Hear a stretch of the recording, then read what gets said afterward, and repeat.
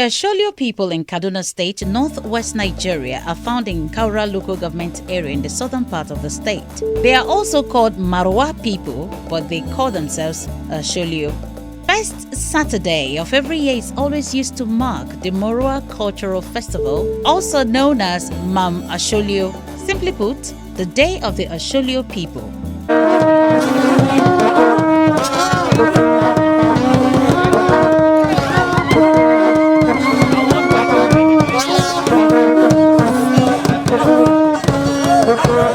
Hunters will always be at the palace on this festival day, chanting their own songs and showcasing some acts of bravery in commemoration of the day. And this is done before the paramount ruler of Asholio, Dr. Tagwai Sambo, OFR, who is also the Agwam Asholio.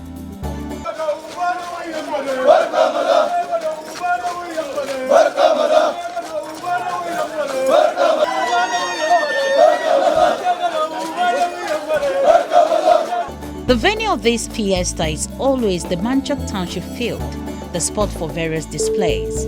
But before then, there was a procession led by Agwam Asholio, which took him and his jubilant subjects, especially the youths, round town.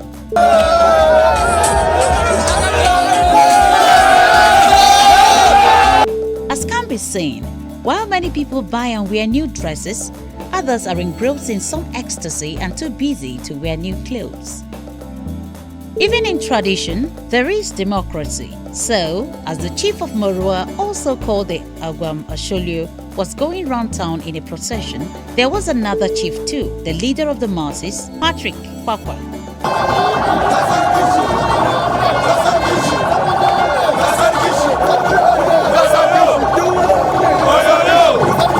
Procession over. The next phase was at the Manchok Township Square, where the chief arrived in a grand style. And as expected, there was the session of paying homage to the king. And the representative of Agwatiap, Master Joseph Akko, Senator Shano, is also in our midst. We recognize the present size. Yes, and also we have the representative of the Wakil King Kagoro, Master Abosho Portland. You are welcome.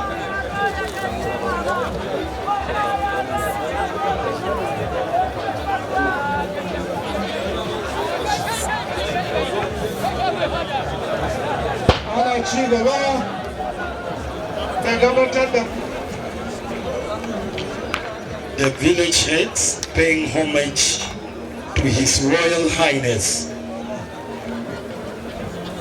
Now at the arena, there has to be another procession, this time around by participating troops that comprise of Asholio people, some from Watiab, others from Atakar, Kagoro, Plateau, among others.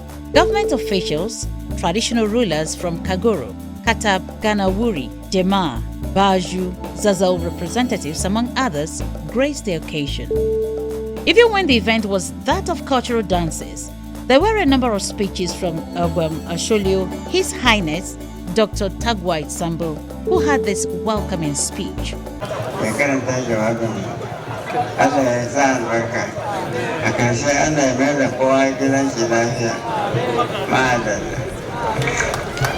Government officials also took turns to deliver a number of goodwill messages too.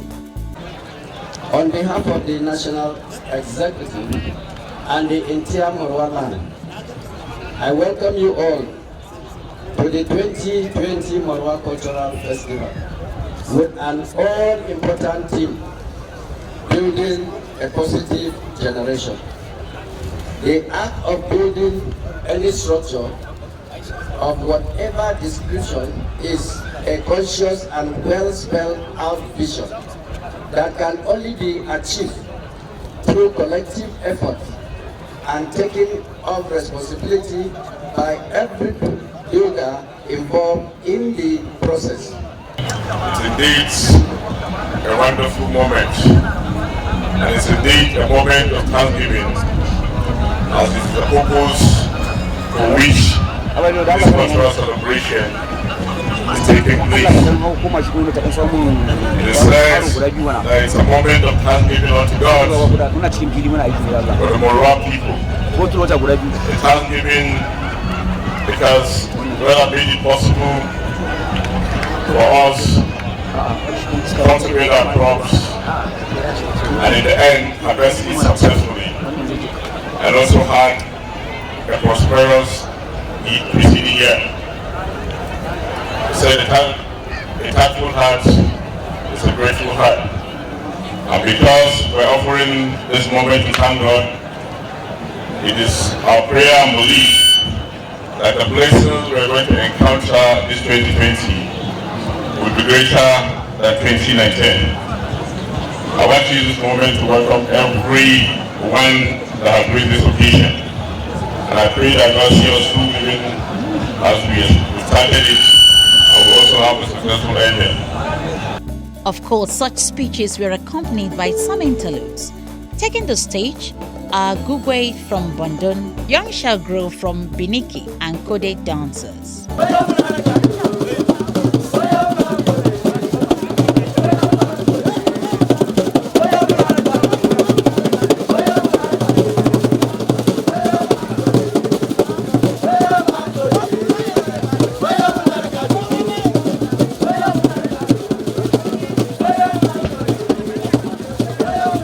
This is Kode International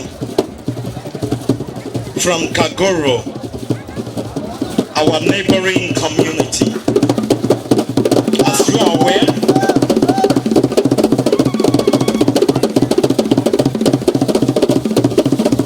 if you check, the samba from Meboye was made of young maidens. And this one you can see strong young men.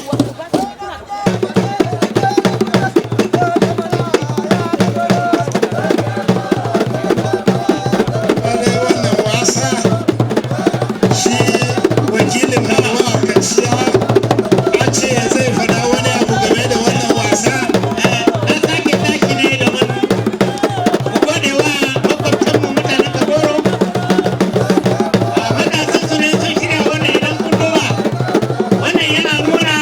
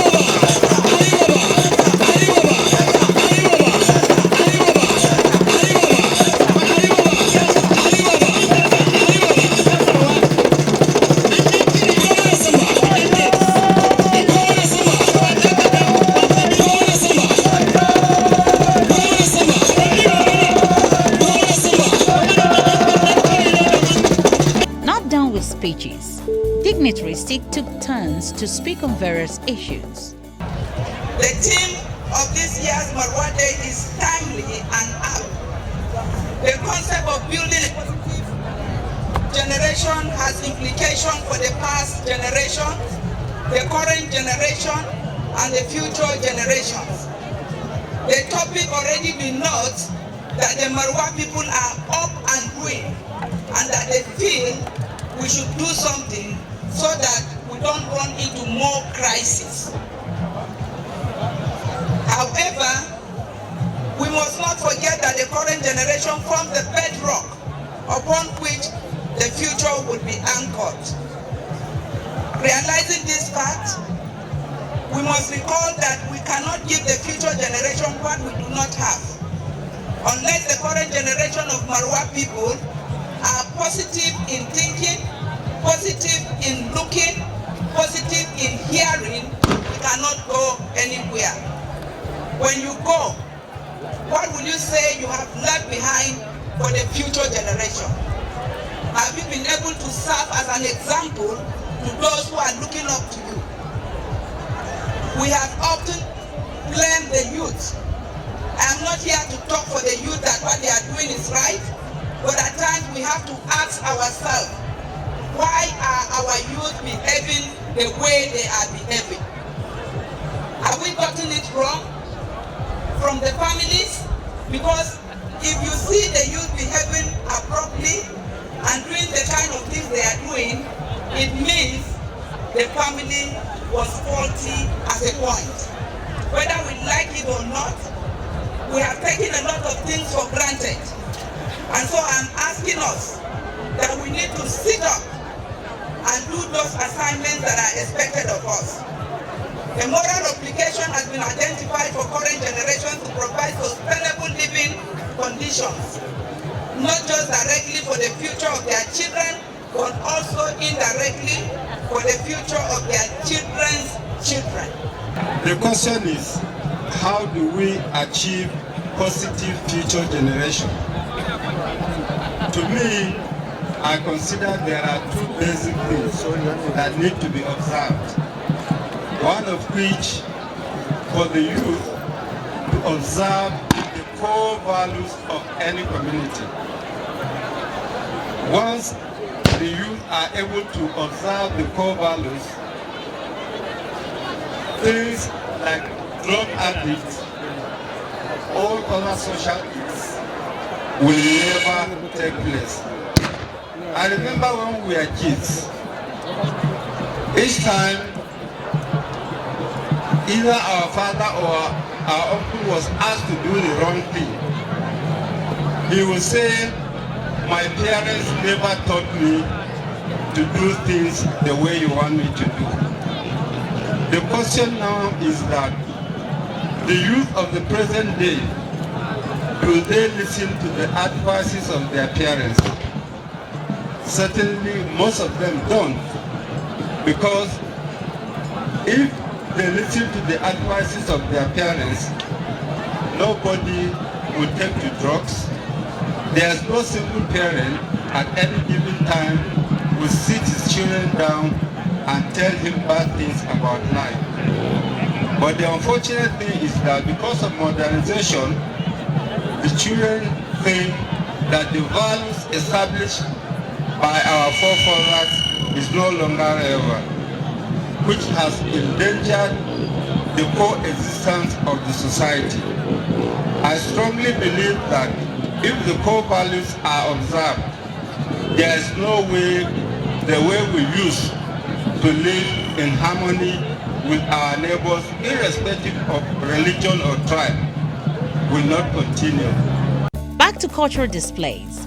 Young maidens known as Samba Meiboye took the stage, and followed were elderly women who had kuku dance.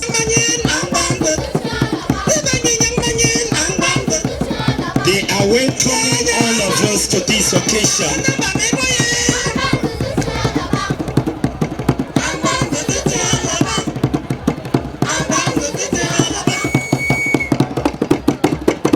International from Kagoro and the young shall grow mantra. Get ready, please.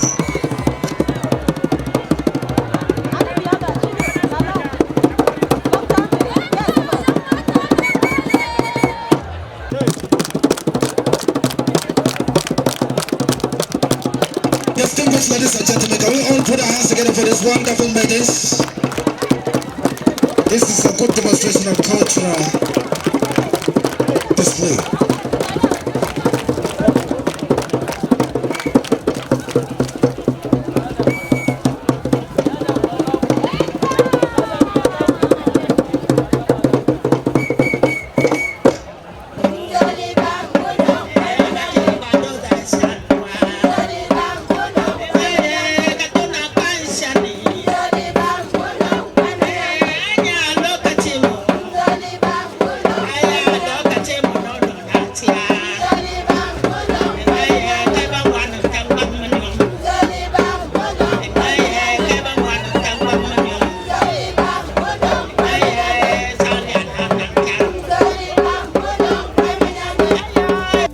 Illustrious sons of Sholio land were given various awards. They were Engineer Obadiah Simon Nkwom, the Director General, Nigerian Mining Cadastre, Dr. Yakubu Bityong, a former member, Kaduna State House of Assembly. The climax of the Mam Asholio was a display of arts and crafts of those days. Come along as we hand you over to the curator, Mr. Yakubu Sheman, for a journey into history. Yakubu, over now to you. Sadina, ga kwariya anan akwai manya akwai kuma kanana. Kaman kanana din nan ana iya diba ruwa da su ne ake shan ruwa kaman cup. Masu dafa giya ma suna amfani da shi ne ake sai da giya. Kuma suna da su bisa ga girman su. A ce kana son giya na nawa ne in ka fada kudin sai a dauka wanda ke daidai da kudin da ka bayar din nan da shi ne za a yi maka. Sadina har da na gaya maka maganan kwando ko? Sadina wannan mutanen Marwa an san su da aikin noma. Wato wannan karami ne ma akwai wani garman don ka ajiye shi sai ya wuce kafan ka gaba daya. Wannan shine garma na mutanen Marwa ana amfani da shi. Da yare muna kiran shi ATM zuguwa wato wannan ba a saje shi ba ana kiran shi zugu.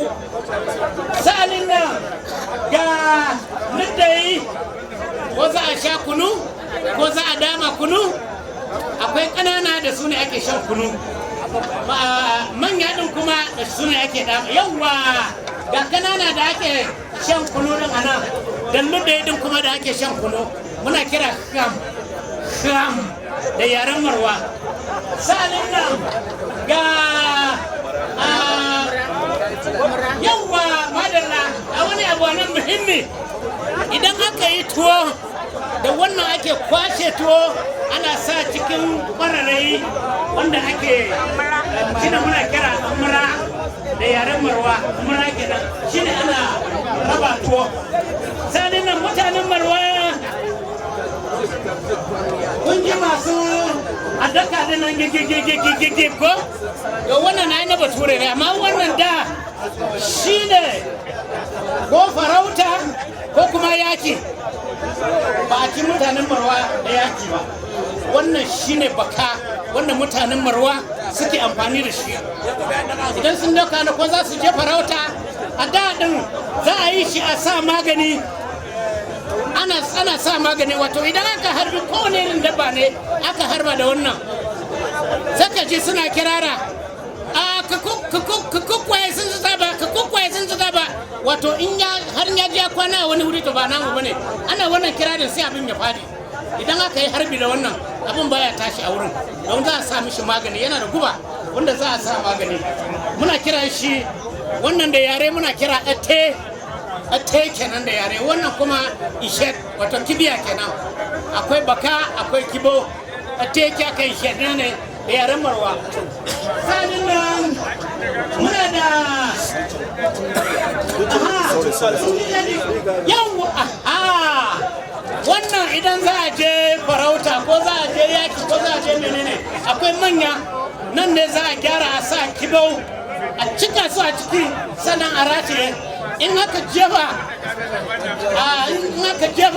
ana iya cire wani kuma sake jefa in har ba a samu abin da aka jefa ana so a kashe ba wannan shi ne muna kira tun kenan da yare tun wannan kun gan shi ma yi afon kon wato wannan kaman cokali ne da wannan ne mutanen Moroa suna cin abinci da a cokali na gargajiya kenan mata suna cin abinci da hannu amma maza ba namiji da zai ci abinci da hannu sai da wannan afon muna kiran shi afon kenan da yare sanin nan ga wani abu nan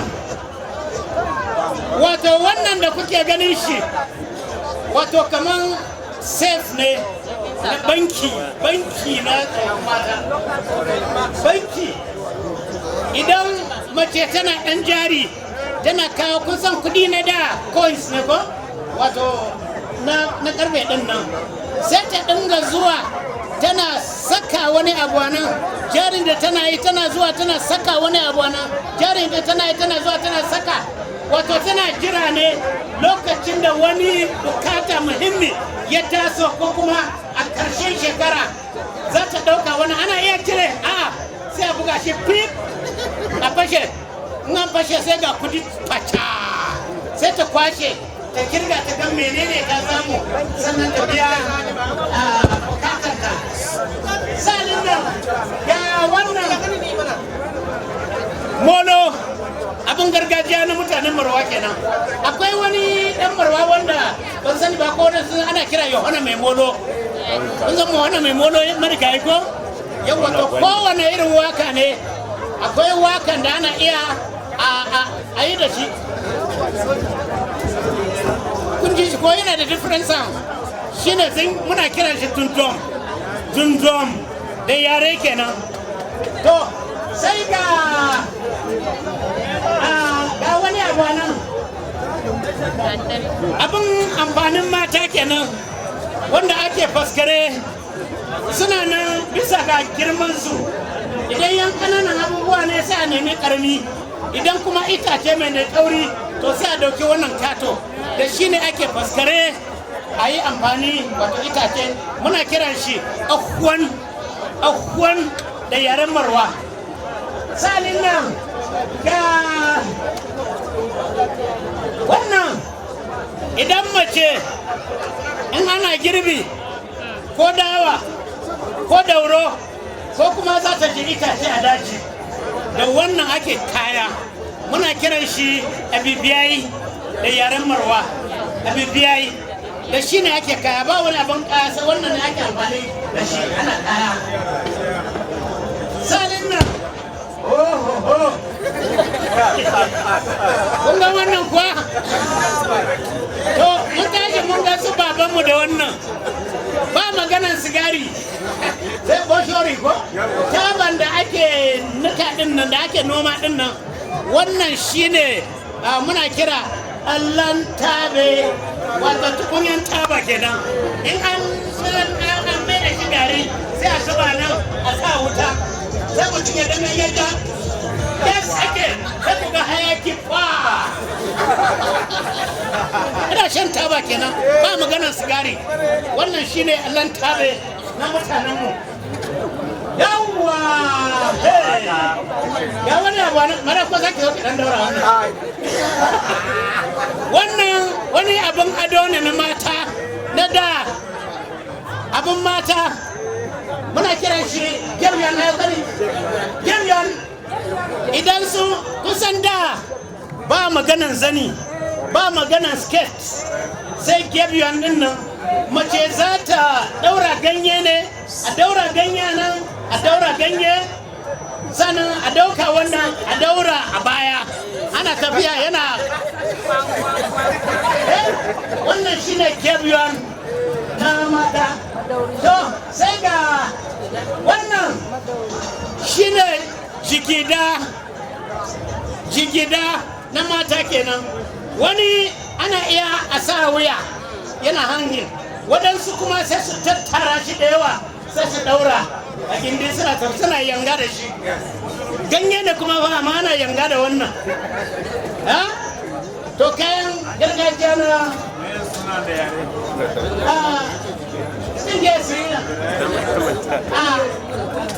kuntum kan kuntum kun samu ba wani samun kuwa kuntum kenan shine jigida kenan na mata. Me suna yare ne? Kuntung. Kuntung. Yawa sanin nan ga wannan magana idan za a yi kunu ko kuma za a surfe dawa ko za a surfe doro ko kuma za a sussuka idan an cire dauro a rumbu an ba mace sai an za a sussuka da wannan ne ake amfani da shi wata abinan tabariya kenan muna kiran shi faye da yare kenan wannan shi ne faye da yaren Marwa salin nan ga organiya din nan kun shi ko wannan shi ne turmi inda ake daka din wannan shi ne turmi muna kiran shi dudun kenan da yare malala ha zuwa da jika abubuwa to wannan ha kun ga waɗannan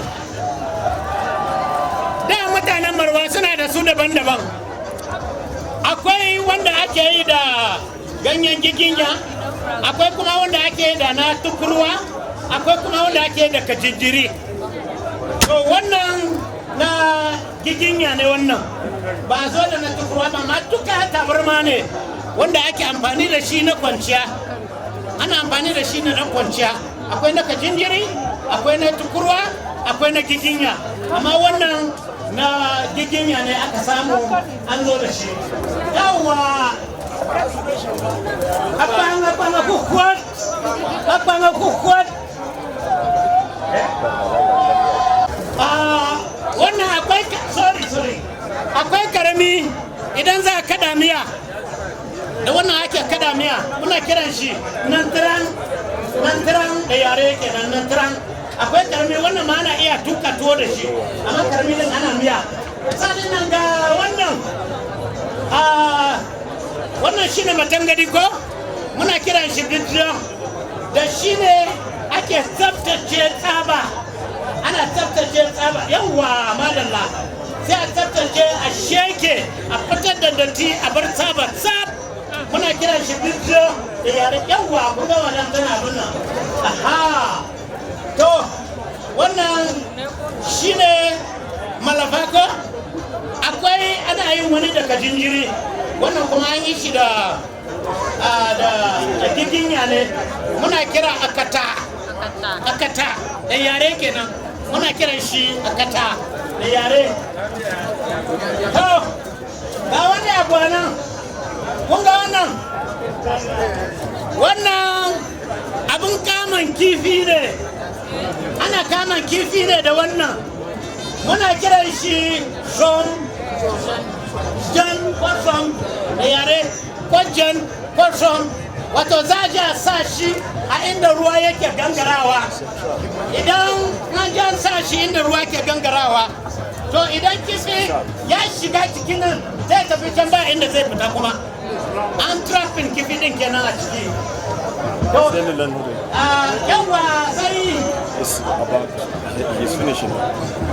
kamin a zo da tukwane na karfe din nan tukunyan da mutumin Marwa a da yake amfani da shi kenan muna kiran shi allan suna nan akwai na dahuwa akwai kuma wanda ake ajiye ruwan sha bisa ga yadda aka gina shi amma wannan na dahuwa ne wannan to abubuwan da mutanen Marwa suka yi amfani da su da kenan yi masu a daka da nan gigi ko yau wannan na yi na bature ne amma wannan da shi ne ko farauta ko kuma yaki ba a ci mutanen Marwa da yaki ba wannan shi ne baka wanda mutanen Marwa suke amfani da shi idan sun dauka na ko za su je farauta a daɗin za a yi shi a sa magani ana sa magani wato idan aka harbi kowane irin dabba ne aka harba da wannan saka ji suna kirara a ka kukwaye sun zuta ba wato in har ya ja kwana wani wuri to ba namu bane ana wannan kirarin sai abin ya fadi idan aka yi harbi da wannan abin baya tashi a wurin don za a sa mishi magani yana da guba wanda za a sa magani muna kira shi wannan da yare muna kira ate kenan da yare wannan kuma ishet wato kibiya kenan akwai baka akwai kibo ate ke aka ishet ne da yaren Moroa.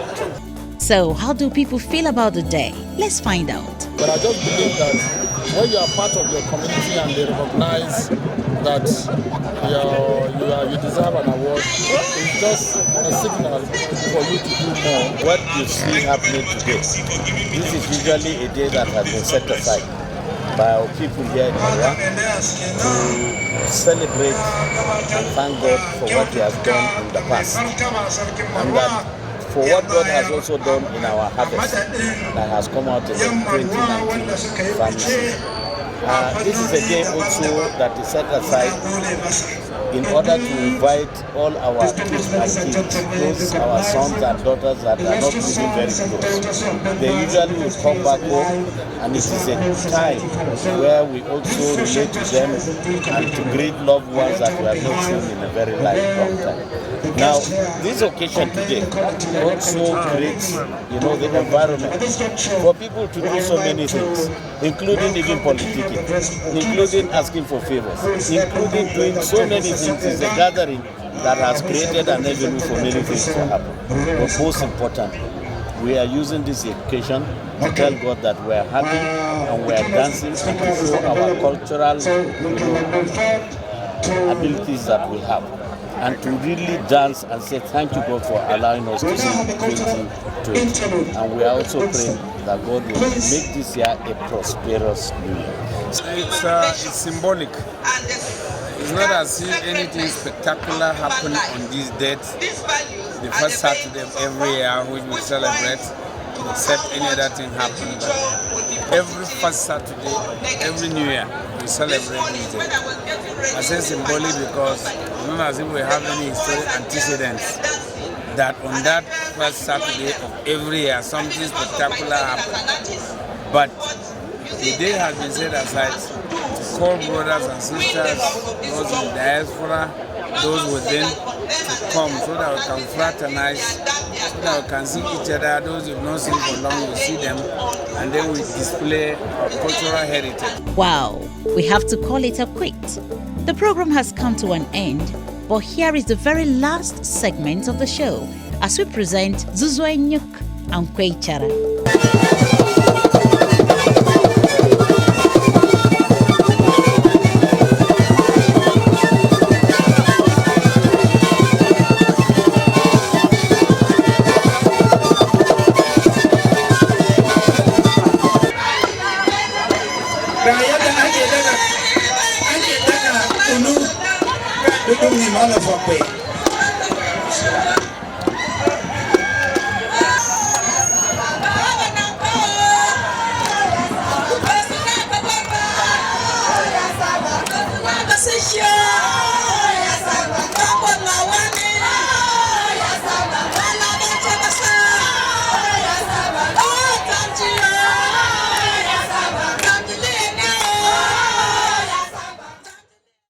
There is an old saying that good things don't last long, but with us, a good celebration as Moroa Cultural Festival, also known as Mama Sholio, will continue to live forever in our memories.